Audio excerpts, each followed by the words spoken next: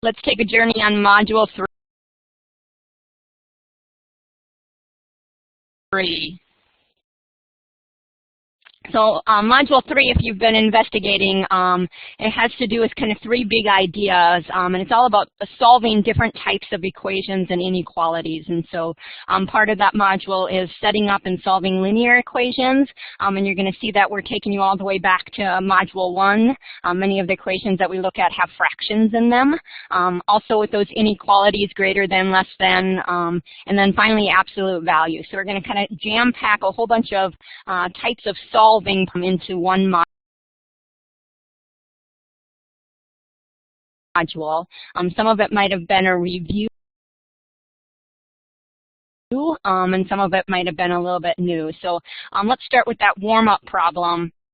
And I'm going to read this to you, and I want you to look at the 2 equations, A and B, below. And we're just going to try to figure out which equation matches the situation. So here it goes. My friend Maggie, she's always bothering me, and she came up with a secret number. Don't tell Maggie that, though, okay, Alexis and Sarah? All right, Maggie is thinking about some secret number, and she tells you that if you take 4 more than half our secret number, you'll get the same thing as if you took 1/3 of 9 more than our number. And I have 2 very similar yet different equations down there at the bottom, A and B. And I just want to do a shout out. What equation do we think might set up this problem in order to solve it? 4 more than half her secret number. So both these equations have the same part. 4 more than half her number is the same as 1/3 of 9 more than our number. And so if you just want to put in that chat box or grab the pen, do we think it might be A or B?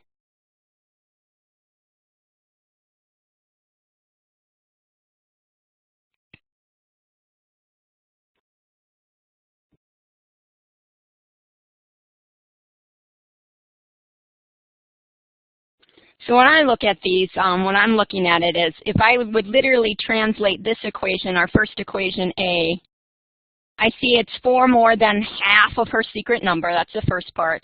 And then this right-hand side of the equation would say that I wanted 9 more than 1/3 her number.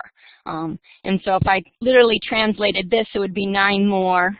Oh, no, I can't spell either. Oh, yes, thank you, Alexis. 1/3 of her number.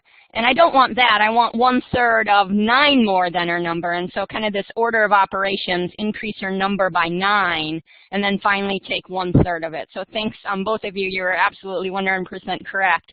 And again, it's just literally trying to translate those equations from sentences. So let's just try to solve, because I really need to figure out Maggie's number, else she won't let me live it down. So here we go.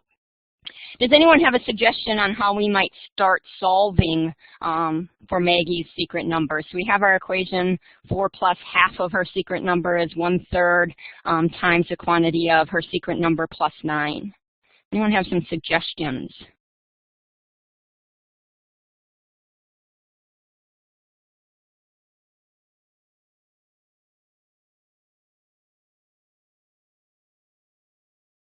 So you're going to see a key word on there, this idea of many, many ways to solve equations. And as long as I hold those properties of operations and I don't violate any of them, I could solve this in many different ways. One way that I could do it is I could just use my distributive property. And hopefully, yep, thanks. You must be reading my mind, Alexis. As soon as I said it, you typed it. And my distributive property would just say I'm going to distribute multiplication over addition. So I'd have 4 plus half of her secret number. And then when I distribute, I have 1/3 times S plus 1/3 of 9. And 1/3 of 9 is 9 divided by 3, or 3. And then anyone have any thoughts to go from here?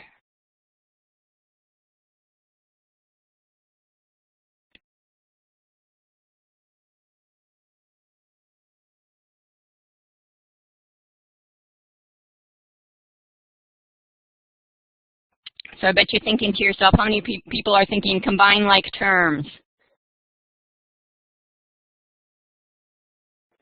So we'll go ahead and combine those like terms. There goes Alexis. She's going to help me out here.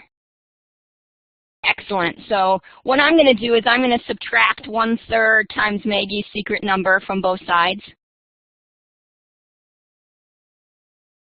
All right, and so now I can subtract 4 from both sides, and I have this equation: 1/2 times Maggie's secret number minus 1/3 Maggie's secret number is equal to 3 minus 4, which I think is a -1 on a Thursday morning.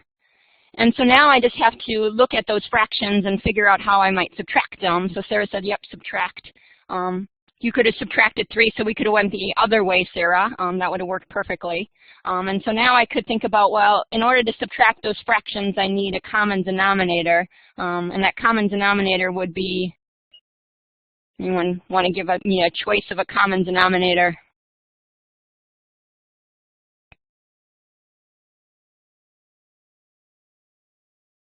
Excellent. So I'd go with 6. So I know 1/2 is 3/6, right? 3 divided by 6 is still 1/2. And 1/3 is an equivalent to 2/6. That's still equal to a -1. And now I see 3/6 minus 2/6 are just 1/6. My secret number is equal to -1. And so what might I do here? I don't want 1/6 of Maggie's secret number. I really want to know what her secret number is.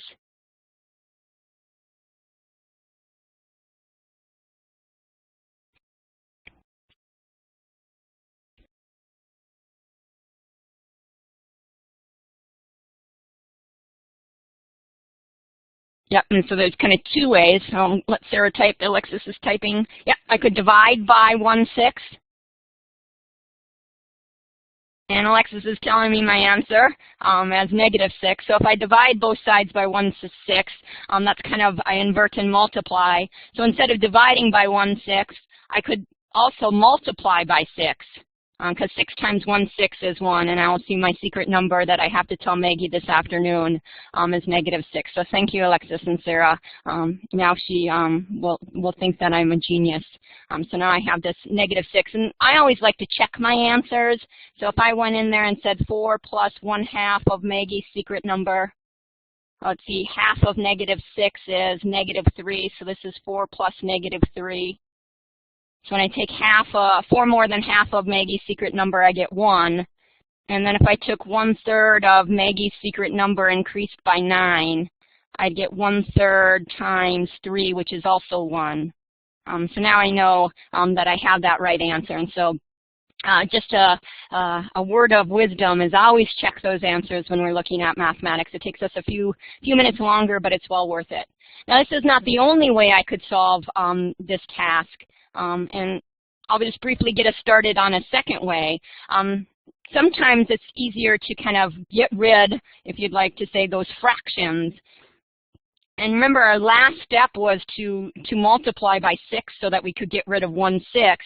Well, that just happens to be the least common multiple between 1/2 and 1/3, or 2 and 3. So I could have multiplied both sides by 6. Right away, and then use that distributive property and got to the same place. So sometimes different strategies are going to be useful as we move forward. So I think you guys have equations down pat. So you're going to tell me a little bit about inequalities. So if you might remember inequalities, we kind of treat them like equations. We add and subtract and multiply and divide to both sides of inequalities, but there is a very important rule. So I'm going to get us started with two rules, and then we'll investigate the third. The first one is, just like equations, I can add and subtract the same number to both sides. Not going to change that inequality. I can multiply and divide by some positive number, and that's not going to change that inequality or the direction of that inequality. And so those are 2 very important rules as we move forward. So I'm going to give you a moment just to solve our inequality, and then we're going to start talking about some of the notation that you might have seen before in your algebra classes, or it might be new to you. It's just what we often use at the university is called that interval notation. So I'm going to think for a moment, and if you want to type in either a step to solve this, or if you want to type in what you think the answer is going to be. So we have 2x plus 1 is greater than 4x plus 3.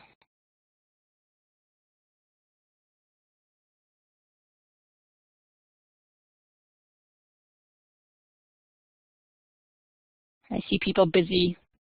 All right, so you already have that answer. Thank you. So you said x is less than -1, and I could check this work, and I could pick any number less than -1 and make sure that my statement holds true. So I'm going to pick -2 for the sake of picking any better number.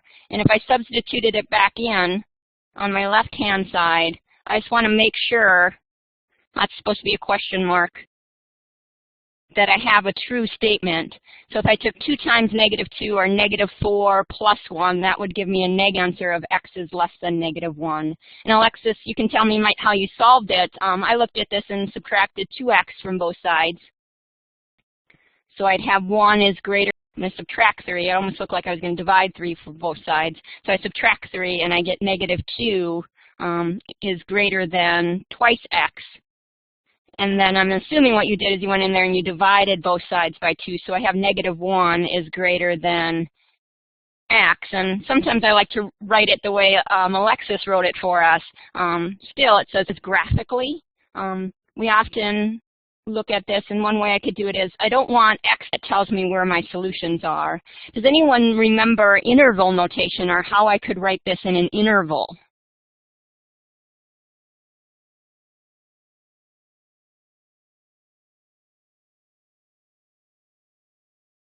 So one way we look at it is I can go all the way down here, and it's probably hard for you to type in -infinity. It's hard for me to write it, so we'll go with it. So I can go all the way down this, to all those negative numbers, all the way to, but not including 1. And since I'm not including 1, I have that parentheses. And so sometimes that you're going to see, whether it's on your upcoming math placement exam or especially in those college level math classes, when I solve these inequalities, I often use my interval notation. So now let's just investigate that last rule. And that last rule says that if I multiply or divide by a negative number, excellent. That was a clever way to get at -infinity. When I multiply or divide by that negative number, I'm reversing that inequality sign. So how many of you remember that kind of special rule for equations? And if you do, you can just hit that check mark yes.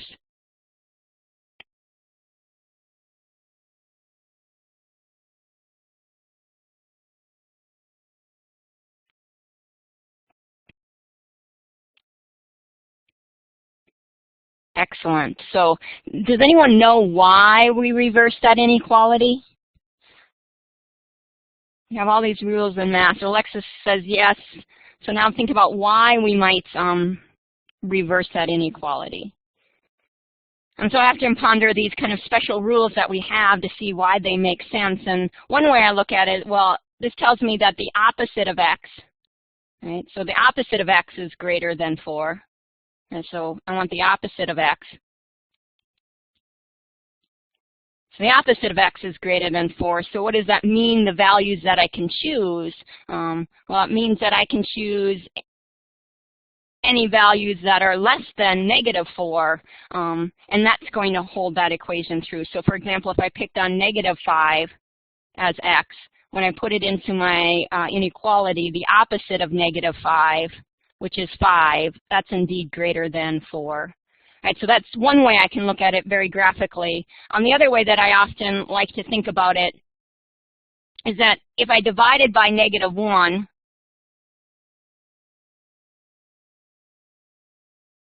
I would have a positive x, and our rule says we reverse that inequality, so I know that x has to be less than -4, which we found out. But one of the reasons why this thing is valid, this rule is valid, is because if I solved it a different way, I better get the same answer. So I could have solved this by adding x to both sides, right, following those 2 rules from before, and I'd have 0 is greater than 4 plus x. And then I could subtract 4 from both sides, and what I would see, besides my messiness, I'd have -4 is greater than x, which is the same thing that happened when I divided by 1 and I had to reverse that direction. So since I can solve these inequalities in a variety of ways, I want to make sure that I always get to that same answer. So very important rule. So I'm going to test your knowledge, and I bet you're going to look at this and say, I got this. And so here's my inequality. The opposite of 3, or -3 times 2x minus 1 is greater than or equal to 9. And so I want you to think about how you might solve this task. Maybe take a moment to solve it and tell me if you think the answer is A, x is less than or equal to -1, or B, x is greater than or equal to -1, or if I didn't get enough coffee, none of the above.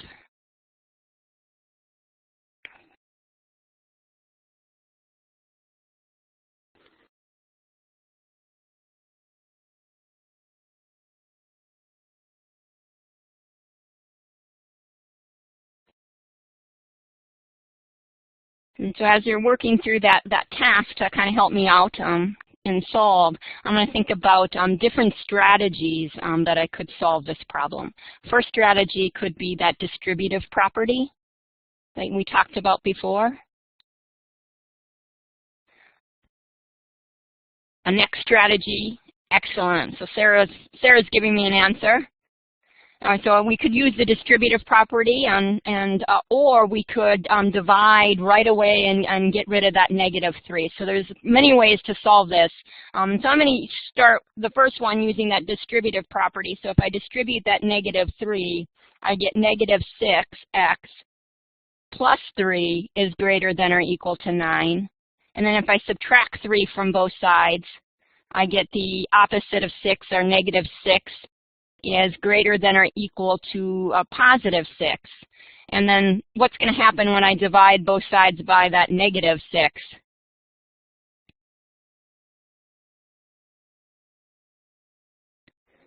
And Sarah saw that when I multiply or divide by a negative number, I'm reversing that inequality because I don't want the opposite of x, I want x. And so I'm going to see that x is indeed less than or equal to 1. The second way that I could have solved it is I could have divided right away by a -3. And if I divided right away by a -3, I would just have 2x minus 1 is less than or equal to 9 divided by a -3 is that -3. And then I could go ahead, add 1, and then divide by a +2, so I don't have to switch the sign anymore. And I'm going to get to the same place.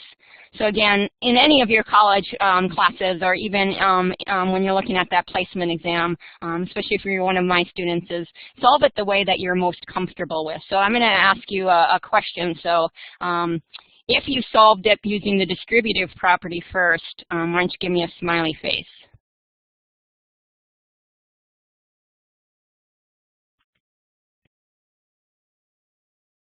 Excellent, Sarah. Right, and so there's so many different ways to solve these types of problems. The last thing that we'll look at before we get into absolute values is sometimes we have what we call these compound inequalities, or kind of dual inequalities. And so in this case, I have this quantity of 5 minus 2x is kind of stuck between -3 and 7. And I want to know what are some of the values that might solve this, or what would be my solution set. And so I want you to take a moment and look at my following A, B, C, and D, oh, maybe just A, B, and C. And think about which one of those would actually solve this task. Would -5 work? Would -1 work? Would negative or +2 work?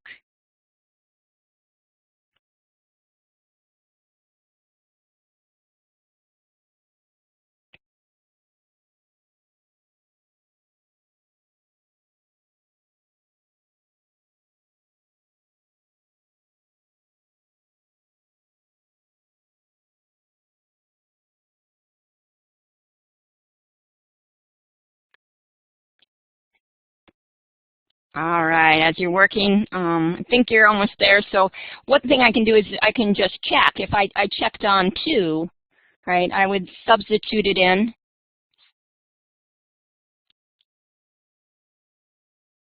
And I would check to see if this would hold. So I'd have a -3 is between, let's see, 5 minus 2 times 2, or 5 minus 4 is 1. And I would indeed see, as you all saw, that 2 actually works. Did you find out if -1 worked or not? Smiley or not so smiley face?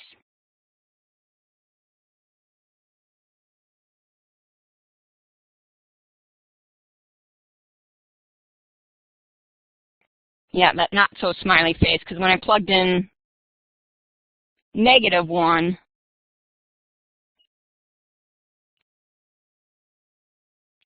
I'd see I have 5 minus a -2, or 5 plus 2, which would give me 7, and I have -3 is less than or equal to 7, but 7's not less than 7. So I know that that's kind of the outer part of my boundary. So the way I solve this kind of compound inequality is just whatever I do to one side, I'm kind of doing it to all sides. So I could go in here and I could subtract 5 first, but I got to do it to all sides. And so I have -8 is greater than or equal to the opposite of 2x. And 5 minus 7 today on Thursday, I do believe is 2. So what's going to happen when I divide both sides by that -2? What will happen to that inequality?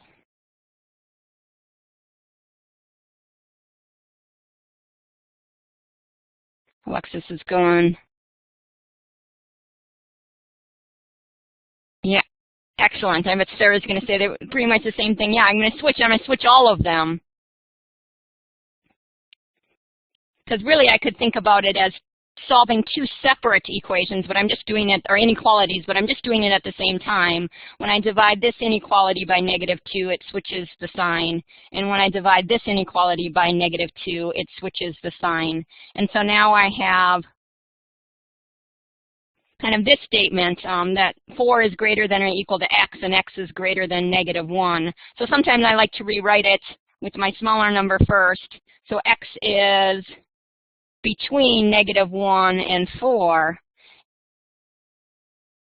Make sure I have my right signs. And so if I was going to graph this, right, I don't want to include -1, so I have that parentheses. But I do want to include 4. 4 will actually work, so I often use that bracket. And here's what it would look like graphically. So in that interval notation, I could do the same thing, making sure that since I have equality, I want to keep that bracket. So now we've kind of investigated this idea of inequalities and equations, so we're going to put it together to talk about absolute value. So I want you to think what you remember about absolute value. And many of us just think absolute value is always, look at the stray equation here. The absolute value is just something that always makes something positive. But really it's talking about the distance. And so when I talk about the absolute value of some number, it's actually the distance between from 0. And so that's why it's always positive. So if I'm talking about 8, then my distance from 0, or the absolute value of 8, is a positive 8. And if I'm talking about -8, well, that still has a distance from 0. That's 8 steps. And so the absolute value, kind of when we think about problems, are always going to be positive because they talk about distance. So if I want you to think for a moment, if I ask you what do you know about the equation and the absolute value of x is equal to 4, what would come to mind? Would this have one answer or two answers?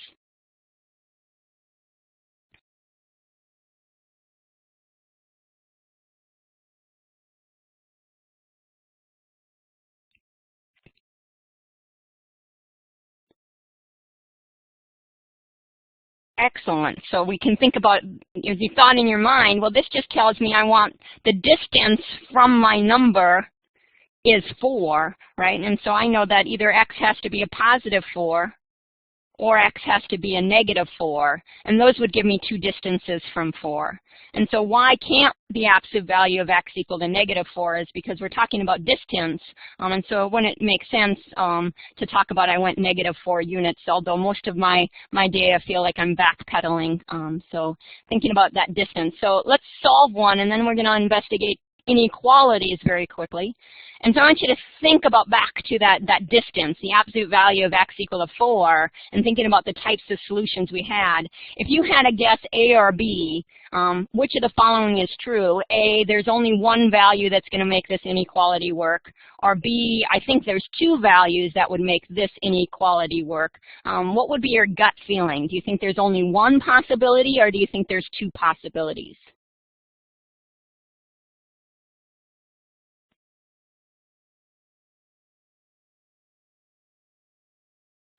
Yeah, excellent.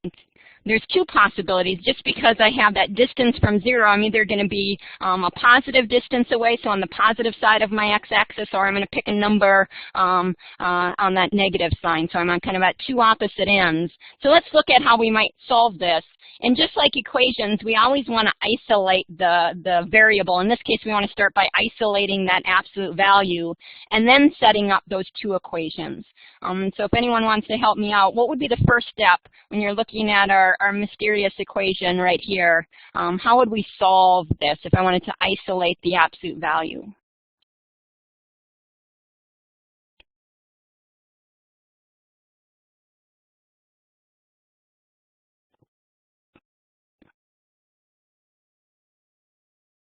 Excellent. So I could add 7 and divide by 3. I could divide everything by 3 first and then take care of that fraction. So again, both ways would be valid. And so I'm going to go in and do my addition. And so I'd have 3 times the absolute value of x plus 2 is equal to 14 plus 7, or 21. And then I'm going to divide by 3. And I'm going to get the absolute value of x plus 2 is equal to 7. Now, I know I could have divided by 3 first. And remember, if I divided by 3 first, I have to divide everything by 3. Right, so if I took that step, and notice I would have for a moment that 14/3, and I'd also have this negative 7/3. So I'd have x plus the quantity of the absolute value of x plus 2 minus 7/3 is equal to 14/3, which would have been 100% correct. It's just that I would have to deal with the fractions now by adding 7/3 to 14/3, and I would see I'd get 21/3, which takes me back to 7. So both ways that we kind of looked at would be valid. So now I have isolating my absolute value. And what this means is if I take a number, any number, and add 2 to it, I want to be with 7 units away from 0. So either x plus 2 is this distance, or x plus 2 is this distance. Whoops, not that distance. We'll go right to -7. I got carried away with my pen there for a moment. And so now I see I have these two equations. I have either x plus 2 is equal to a positive 7, or 7 units away, or x plus 2 is equal to the opposite of 7, or -7, because I could be out here, take a number, add 2, and get to -7. And so now I can solve both of these kind of equations. And anyone want to shout out what one of my answers might be if I have x plus 2 is equal to 7, or x plus 2 is equal to a -7? Yeah, 5 and -9. So I could subtract 2 from both sides. That would give me x is equal to 5. If I subtract 2 here, I get x is equal to a -9. And so those are my answers. And again, with those absolute values, Sarah, you're 100% correct when you said there's 2 answers. And I can see that now if I went back and I went to my original problem and substituted in 5 to check my equation, and if I substituted in -9, I could see both would be valid because the first case I have 5 plus 2 is 7. The absolute value of 7 gives me 7. So this would be 3 times 7 minus 7, which would be 14, because 21 minus 7 gives me 14. Over here, I'd have 3 times the absolute value of a -7, which is also 7. And I would see I'd get 14 again. So I always want to check my answer, because sometimes, I don't know about you, but sometimes I just make a simple algebraic mistake. In my world, it's usually 2 plus 3 is 6. I don't know if anyone else gets into that mode. So I always want to check to make sure I'm correct. So in the last couple of minutes, let's talk about probably the rule that might be the most difficult to put our minds around, and that's absolute value inequalities. And so we're going to start with 2 very, I'm going to call them simple inequalities, just for the fact that we're only dealing with x. And if I wanted to know the absolute value of x is less than or equal to 4, think about what that means in terms of distance. So I want you to think about maybe what is one value that would make this inequality true. If I had to substitute in one value that would make it true, what could I substitute in? Could I put it in 10, negative 10, 3, negative 3, 0?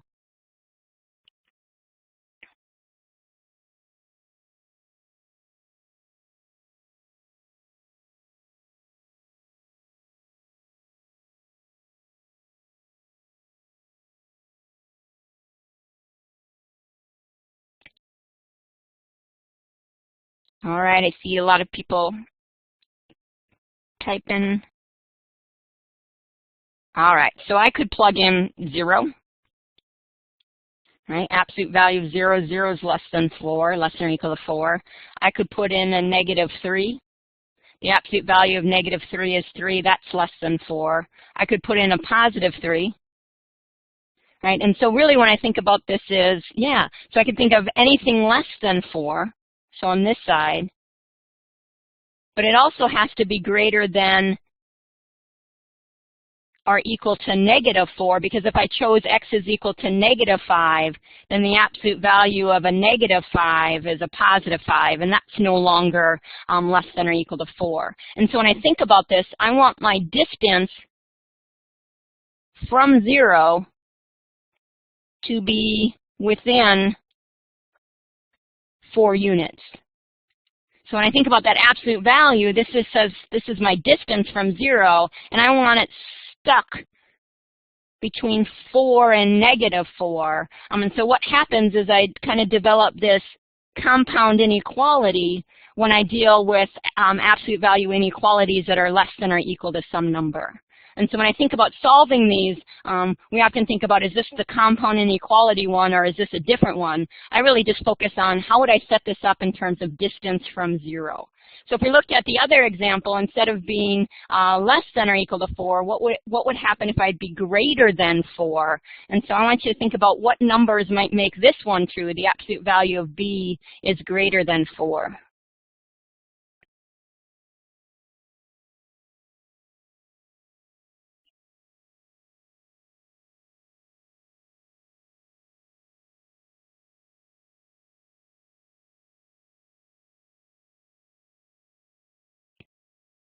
Yeah, I have 5, 6, 7, 8. Who do we appreciate? Dr. Koziak? No, you didn't like that one that morning. 5, so et cetera. So I could pick anything greater than 4. Right, so I'm going to put a little parentheses. Any of these would work. Would any of our negative numbers work?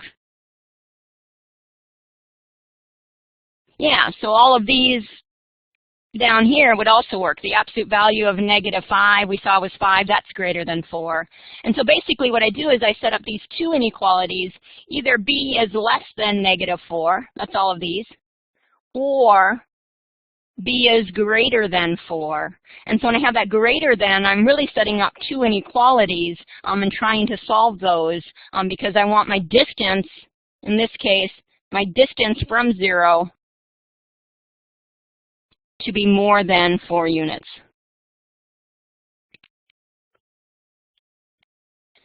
All right, so I'm going to give us one to solve, and then we will stop with Module 3 and move into Module 5. And so here's our one that we're going to solve. I have 3 times the absolute value of 2x minus 1 is less than 9.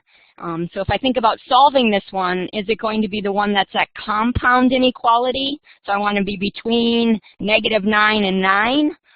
Or is this going to be the two inequalities where I have this compound inequality, or this inequality, something greater than 9 or something less than 9?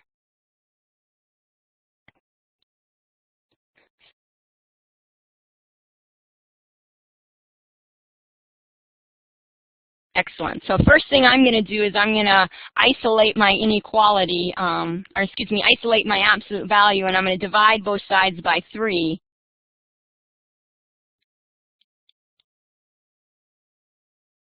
And so now I have that absolute value, and so this tells me my distance from 0 has to be within 3 units. And so when I think about it, this is my distance, and I want it to be less than 3 units. And so now I could see, well, that has to be only true if I take my, whatever's in my inequality,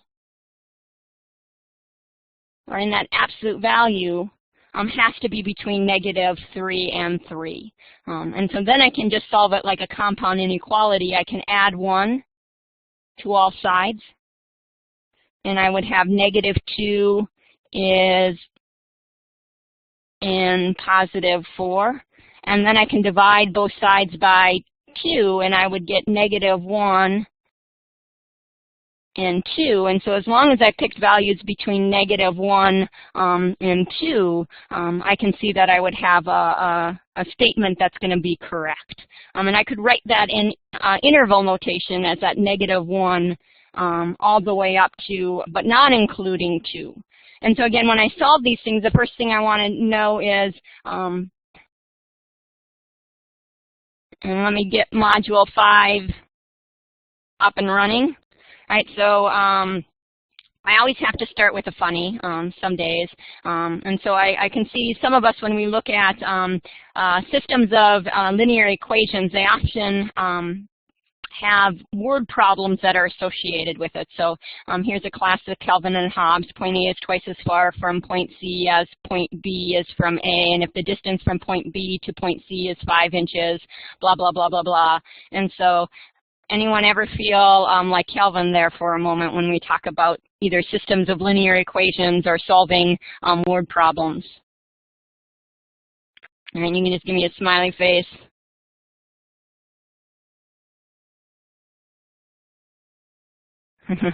There you go. Thank you, Alyssa.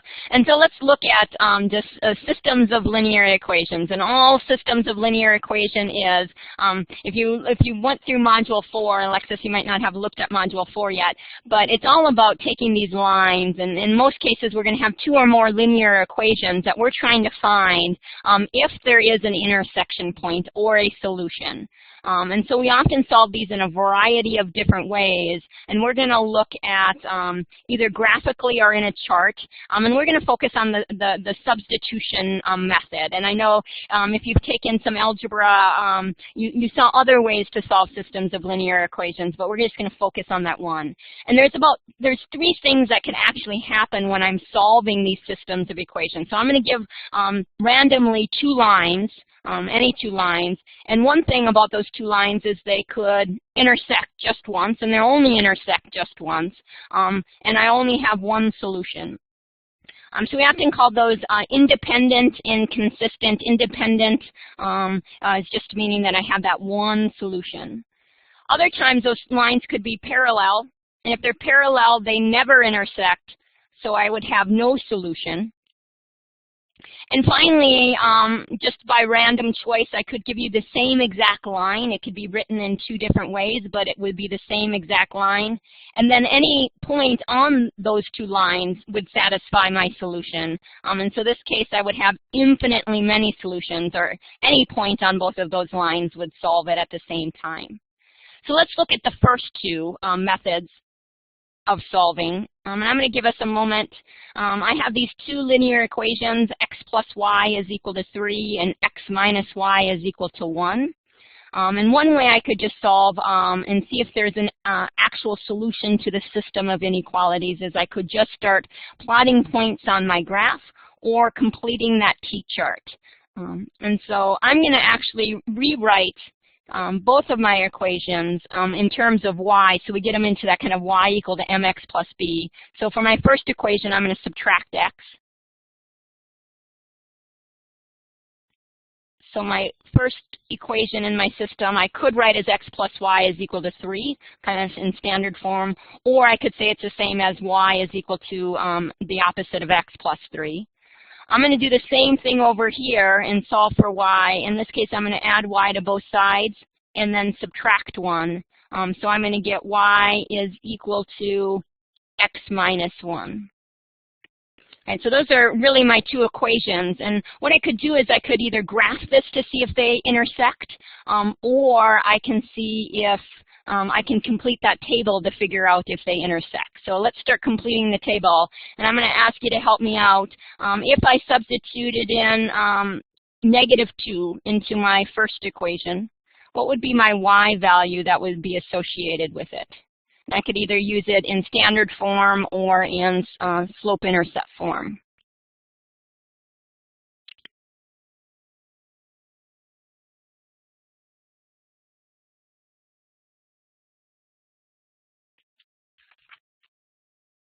All right. So if I substituted in 4, and I think Alexis, if I substituted in -2, I think we had just a small sign error, and so I would think that it would actually be I have to add 5 to -2 in order to get to 3. Or if I substituted in -2, I'd get the opposite of -2 is 2 plus D would give me 5.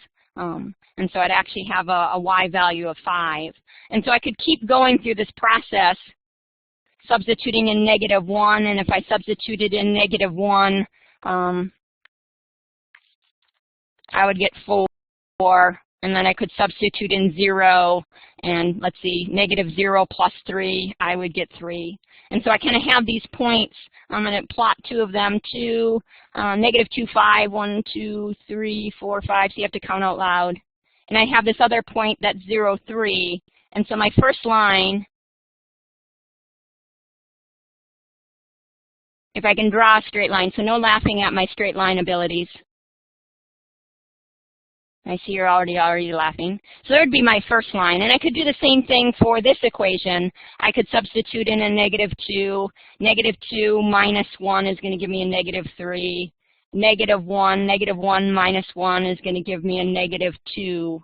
And I could substitute in 0, and I'm going to get -1. And I'm going to see in my chart, I have no idea what point they have in common. So I'm just going to plot this one. I have -2, -3. That's that point. And I have this point 0, -1. And now I'm going to do my best impersonation of a straight line.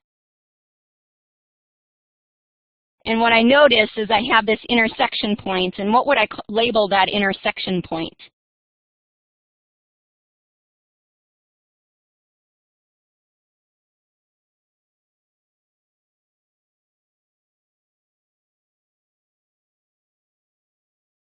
Excellent. So I have x is equal to 2 and y is equal to 1. So I know that the solution to this system of equation is at point 2, 1. And all that means is that if I substituted in x equal to 2, y is equal to 1, in both those equations, I would have a true statement. So let's go for it. If I took my first equation, x plus y is equal to 3, and I substitute in x equal to 2, y equal to 1, I'm going to do a yeehaw because I got 3 is equal to 3.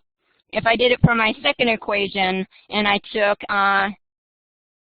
x equal to 2, y equal to 1, I want to check if I indeed get 1, and yes, I do. And so this point, 2, 1, satisfies both equations at the same time. And that's kind of the whole goal of solving for systems of linear equations, is I want to find the point that satisfies both equations simultaneously. And so sometimes we call them simultaneous linear equations. So that's kind of how we look at it. The other method that I could have used is substitution. So how many of you have heard of the substitution method before about solving systems of linear equations?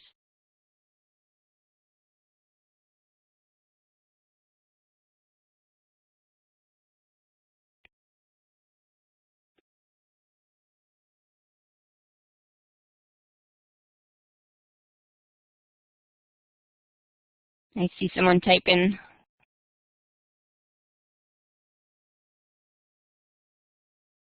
Okay, so not sure if we have. So let me go through it, and then I'm going to ask you the same question. So substitution, really what it means is that I'm going to solve one of my equations for either x or for y, and then I'm going to take that new equation, and I'm going to substitute it into the second equation. And so I'm kind of using kind of solving and substituting. So I have these two equations that I want to solve at the same time. And what we found out from that graphical point of view is that for both of these to be true at the same time, they have the same x value and the same y value. So when x was 2, we know y, the only thing y could be was that 1. And so when I solve for one of my variables, and let's say I just pick on my first equation, and I'm going to solve this one for y. I could have solved it for x if I'd like to. I could have picked on the second equation. For some reason, y in the first equation looked like the one I should choose. And so I'm going to solve for y, which means I'm going to take this first equation and I'm going to subtract x from both sides. And so what I'm left with is y is equal to 3 minus x.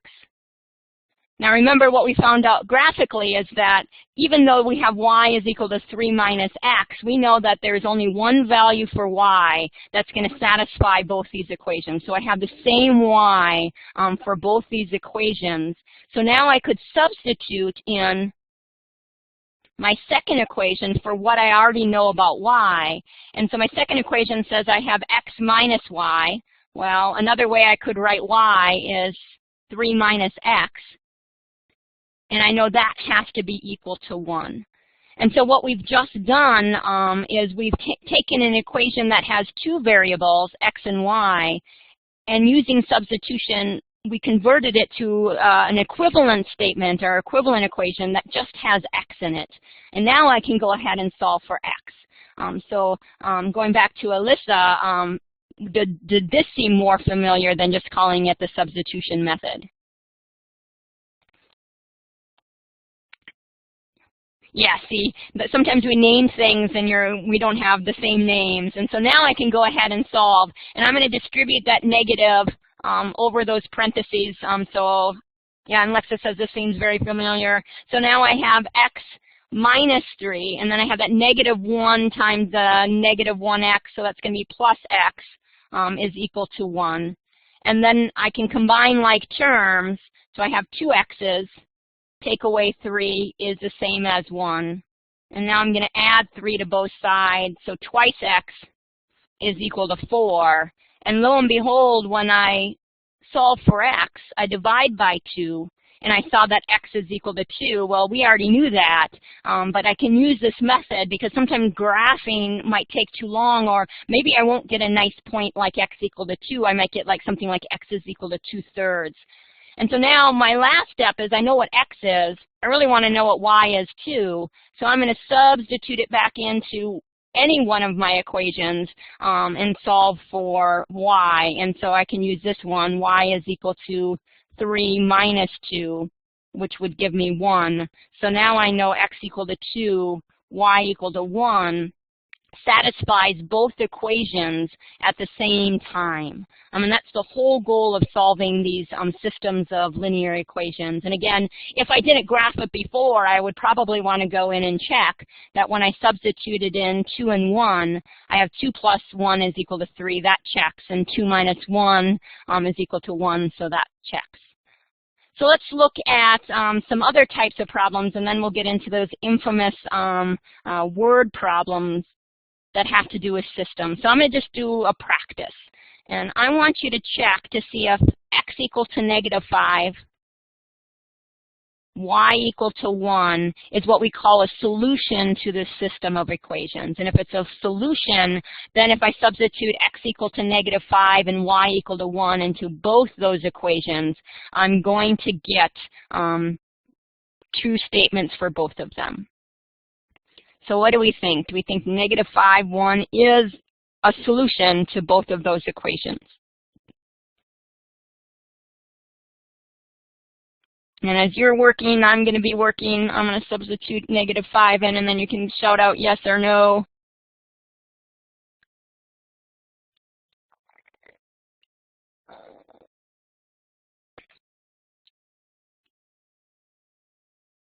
All right, so I had the first one. Seems like the first one holds. I'm going to look at that second one. When x is -5, I'm going to substitute in 1.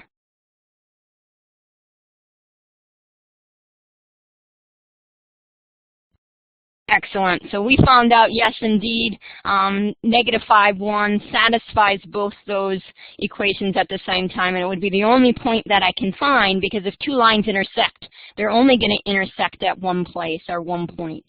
So now I could use the substitution method if I didn't have the answer in front of me, and I could substitute. And now notice that I already have one equation, x in terms of y, so I don't have to solve x in terms of y because it's already there. So I could take my second equation and substitute it into the first equation in order to write an equation that only had one variable. So I could say, okay, 4 times x, well, another way I can write x is the opposite of 5y, plus 27 is equal to 7y. And notice what happens when I use that substitution method. I now have an equation in terms of one variable, and that's going to be the only way I can solve these because I need that one variable if I have one equation. And so now I could go, well, let's see, 4 times the negative 5 is negative 20y, plus 27 is equal to 7y. And then if I added 20y to both sides, I'm going to see that I have 27 is equal to 27y. And now I can see if I divided both sides by 27, I would get y equal to 1, which we knew was the solution. And then I could substitute it back in. If y is equal to 1, I could see that x has to be equal to that negative 5. And so now I know without a doubt that negative 5, 1 is my solution to that system of equations. And so again, the whole process is solve for one variable in terms of the other, substitute it in, and start solving. So let's do one more practice before we get into a couple of story situations.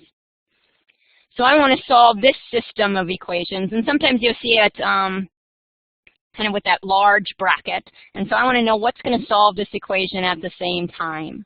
And so I have these two equations, 4x plus y is equal to 3, and 3x plus 5y is equal to 15. And I need to solve one of my variables in terms of the other. And if I look at that, I want to figure out which equation I want to start solving for. So I have kind of this equation, the first one A and the second one B. And I want to solve for a variable. Does anyone see what might be the most efficient equation to use to solve for a variable? Do you think I should pick on equation A, or do you think I should pick on equation B and solve for one of those variables?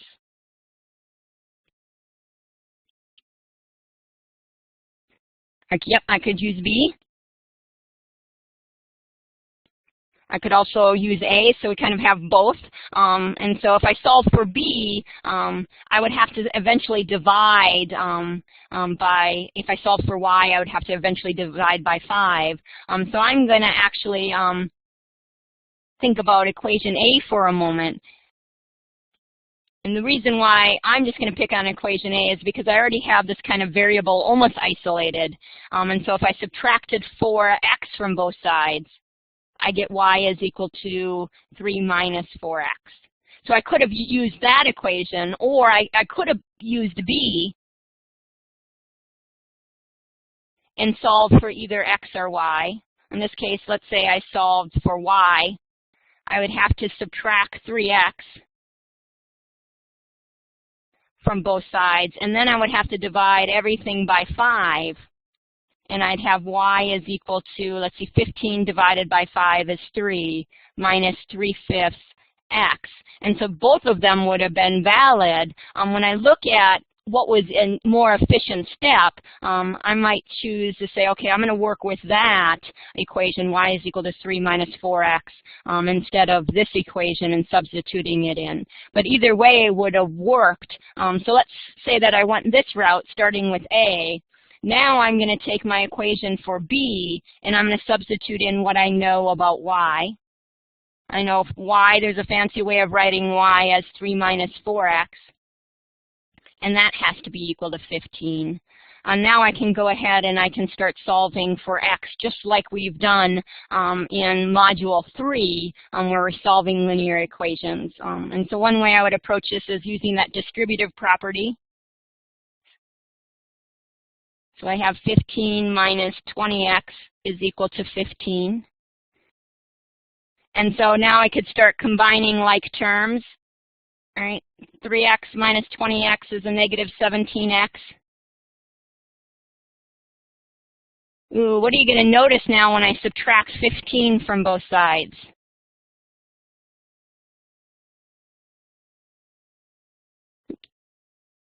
Yep, going to get 0, and so when I divide by 17, I get x is equal to 0. And so I'm halfway there. I have one variable. Now I want to find the other variable, and so I could substitute it in to my equation, and I have 3 minus 4 times 0, or 3 minus 0, so this tells me y is equal to 3. So I have 0, 3 is my solution to this system of linear equations. And I could go ahead and check. When I plug in x equal to 0 and y equal to 3, I want to make sure that I have both equations satisfied. So I have 4 times 0, which is 0 plus 3. That's 3. That works. 3 times 0 is 0, plus 5 times 3 is 15, and 15 equals to 15, so that works. And so again, there's so many ways that I could start solving for this. I just chose to work with this equation first, but I could have went with equation B along the way. So now we've kind of got the mechanics, and if you want to stay on for a few more minutes, we'll talk about those word problems, because I think those provide us with the application. And so here we go. Let's look at applications problems, and if there's a drum roll, I don't know if you can hear my drum roll. There's my drum roll.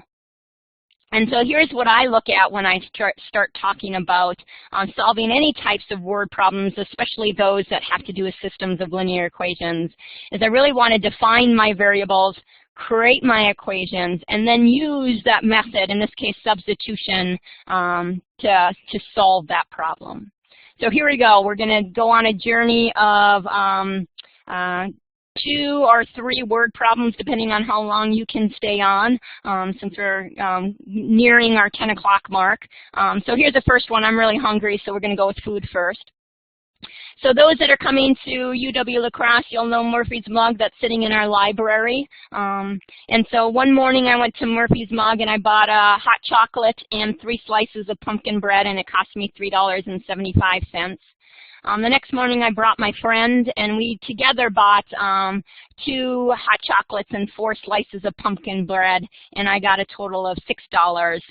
So I really want to know how much does it cost for one of each, 1 hot chocolate and 1 slice of pumpkin bread. And so when I'm looking at this, I want to figure out, well, first of all, what are going to be my variables? And so I have 2 things. I have the cost of my hot chocolate, and I have the cost of my pumpkin bread. And so just for the sake of being clever, I'm going to let H be equal to the cost of my hot chocolate. I'm a coffee drinker, but I'm going to go with hot chocolate this morning, and I'm going to say that's in dollars. And then I'm going to pick a variable. Let's call it P for lack of creativity, is going to be the cost of my pumpkin bars, just one of them, also in dollars. And so if we looked at the first sentence, I bought 1 hot chocolate and 3 slices of pumpkin bread, and it cost me $3.75 or $3.75. What could be an equation that I could write for that first statement? Bought 1 hot chocolate and 3 pumpkin bars, and it cost me $3.75.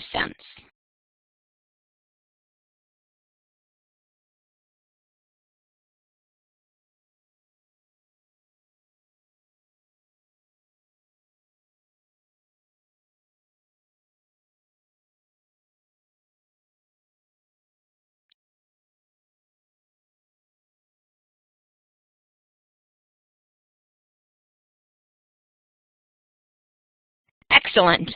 So I have 1, so my cost of my hot chocolate plus 3 times the cost of my 1 pumpkin bar is going to give me $3.75. So that's going to be one equation. My second equation is going to be coming from the next day when I bought 2 hot chocolates and 4 pumpkin bread, and it gave me $6. And so I'm going to use Melissa's strategy and say, okay, it's going to be 2 times the cost of 1 hot chocolate plus 4 times the cost of 1 pumpkin bar or pumpkin bread, and that's going to give me $6. And so now I have 2 equations, and remember that's what we were doing when we were solving systems of equations. We were trying to solve 2 equations simultaneously. So let's go ahead and try to solve those, and I'm going to rewrite my equations up on top. So one was Alyssa's equation. And the other one was the next day's equation. And now I can go use that substitution method. And the first thing I'm going to do is I'm going to solve one equation in terms of the other. And when I look at this, I see this might be the easiest one because I already have h by itself. So if I subtracted 3p from both sides, I would have h is the same as $3.75, take away 3 times the cost of one pumpkin bar. And so now can you see how we can just take this equation and we now can use substitution in order to substitute into my second equation. So I'm going to have you work along with me to see if we can solve for, in this case, the price of a pumpkin bread. So I'm going to go ahead and substitute in 2 times h. And the fancy way of writing h today is $3.75 minus 3p. Add on those 4 times p is equal to $6. So there's my equation. Notice now I only have one variable, and now I get taken back to solving linear equations in Module 3. And so what might be my next step?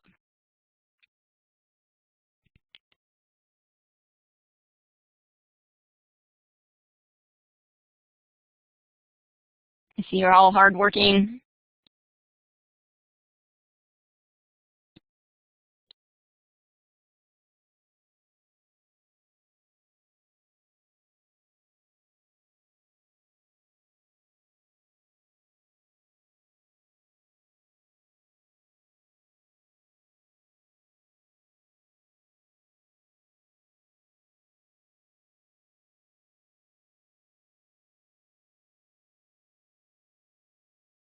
Excellent. So Alexis is already done. She told us our answer. Hot chocolate was $1.50 and a pumpkin bread was 75 cents, or 3/4 of a dollar. And so I'm going to see if I can kind of mirror Alexis's answer by first using my distributive property. Right, so I have 2 times $3.75, which I think is $7.50. And Alexis and Alyssa, if I do something incorrect, just shout it out, raise your hand. Now I have 2 times a -3, or -6 times the price of my pumpkin bar. And then I can write down the rest of my equation. Can combine like terms. So minus 6p plus 4p is a -2p, and that's $6. And then finally I can subtract $7.50 from both sides. Almost look like division again. -2p is equal to a -$1.50. And when I divide both sides by -2, I'm going to see what Alexis saw, that the price of a pumpkin bread is 75 cents. And then to find the price of a hot chocolate, I can go ahead and substitute it back in. Right, and so I have 3 times 0.75. And so if I solve this, I get my hot chocolate is indeed $1.50.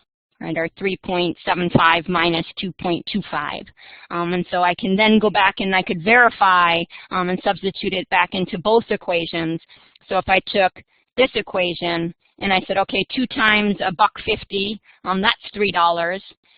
Plus 4 times 75 cents, that's $3. So $3 for hot chocolate, $3 for pumpkin bread would indeed get me over my budget, or equal to my budget of $6. So again, we're going to solve these the same way. We just need to set up those equations. So we're going to do one last word problem, and this is going to be what we call the classic mixture problems. And we're going to get you started on this. And instead of having acid and water solution, I thought I'd be a little bit something more drinkable, like sugar and water. And so what these mixture problems look like is kind of a combination. So I have 5% of a sugar water solution and 20% of another sugar water solution. And I'm going to mix those two together, and my goal is to get 64 ounces of a 10% mixture. So I'm going to take this 5% and this 20%. And really what this means is that this is 5% pure sugar and 95% water. And 20% would be the same thing, 20% pure sugar, and then the rest 80% water. And I want to come up with a solution that's 10% pure sugar. So if I look at this 5 and 20%, and I want to make it into a 10%, I know that 5% is closer to 10%, so it seems like I want more 5% solution than 20% solution. Because if I had an equal amount, I would end up right between 5% and 20%. So that's kind of how I'm looking at it. And so now I've got to figure out how I would solve this problem. And so I'm going to define my variables first. I'm going to let X be the number of fluid ounces of the 5% solution. And since I'm on X, I might as well do Y as the number of fluid ounces of my 20% solution. So I'm going to ask you to come up with one of the equations for me. I know that when I take the amount of 5% and the amount of 20%, I get 64 total fluid ounces. So using X and Y, what equation could I make in order to say that I take the amount of 5% and the amount of 20%, and together I get 64 fluid ounces? What would that equation look like?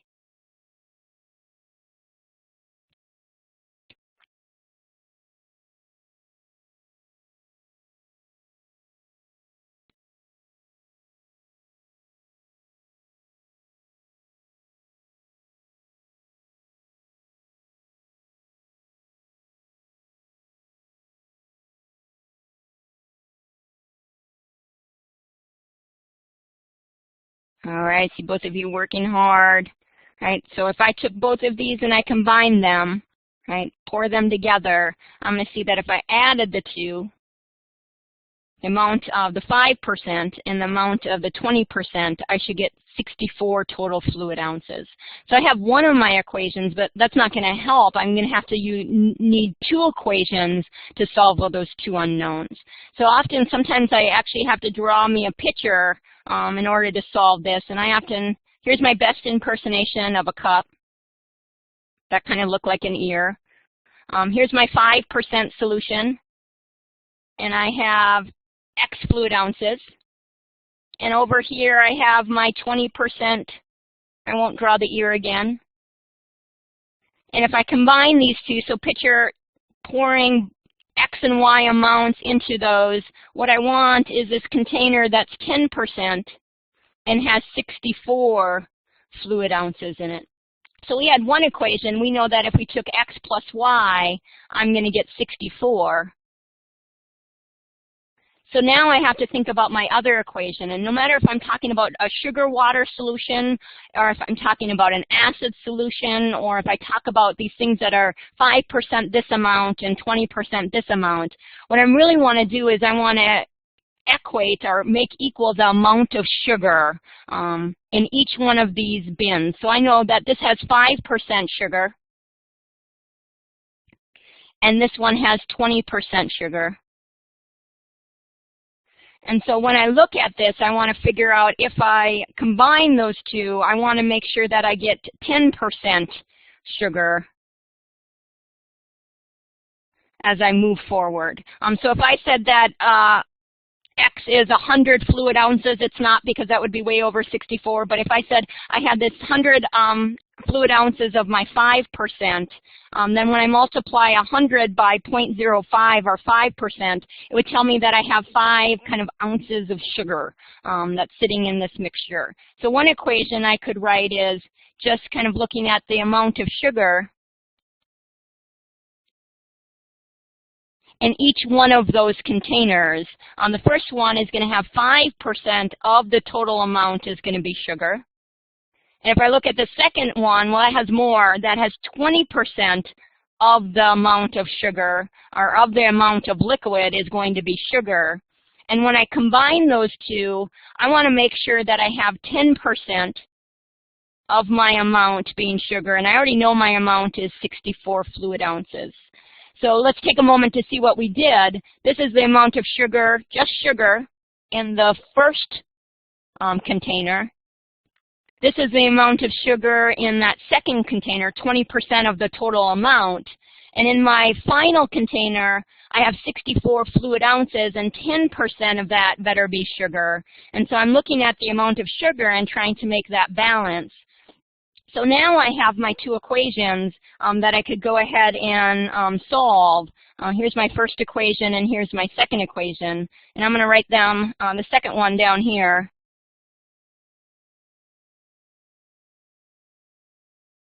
And if I took 10% of 64, I get 6.4. And so now I'm going to have to use substitution in order to get an equation with one variable. And in this case, I'm just going to solve my first one for y by subtracting x. And I get y is equal to 64 minus x. And then I'm going to go ahead and use substitution. So I want you both to work on this task. So I'm going to substitute in for y. Fancy way for y is saying 64 minus x. Now I just have a linear equation, so I'm going to see if you can kind of work your way through and figure out what we find for x, which is the amount in fluid ounces of our first container. And as you're working, I'll work along with you. So the first thing I notice is that I have the distributive property.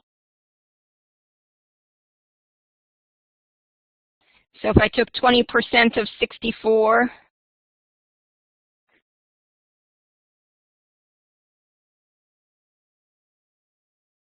I'm going to get, well, double what I got for 10%, so 12.8. Oops, that's a plus sign. 12.8 minus 20% of x. Now I can start combining like terms. 0.05 x minus 0.2x is a negative 0.15x.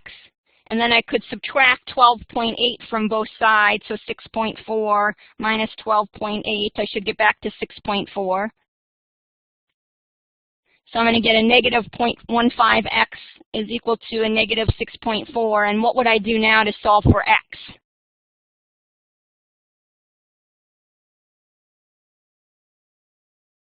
Excellent. Divide both sides by that decimal, and I get x is equal to this repeating decimal of 42.6 repeating.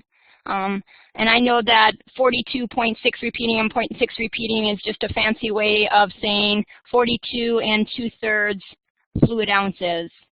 And now I can go in and I can solve for y, because y is just equal to 64 minus 42 and 2/3 fluid ounces. And if I did that, I would get the remaining of 21 1/3 ounces of that 20%. So now I know I need 42 2/3 of my 5% and 21 1/3 of my 20%. And let me just check to make sure I have 64 total ounces. So I take 2/3 plus 1/3. That's my whole ounce, and then 42 plus 21, that's 63. 63 plus that one more would indeed give me 64 fluid ounces. So again, the mixture problems are trying to combine all those things about percents that were sitting in Module 1 with systems of equations, which is sitting in Module 5, to finally solving linear equations that are in Module 3. And so we just took a very quick journey of Module 5. And so now I'm going to open the floor if there's any specific questions about solving these types of problems. And remember, you can always go to those online review sessions, and that might help you with some of these different types of mixture problems that are going to appear in your Module 5. So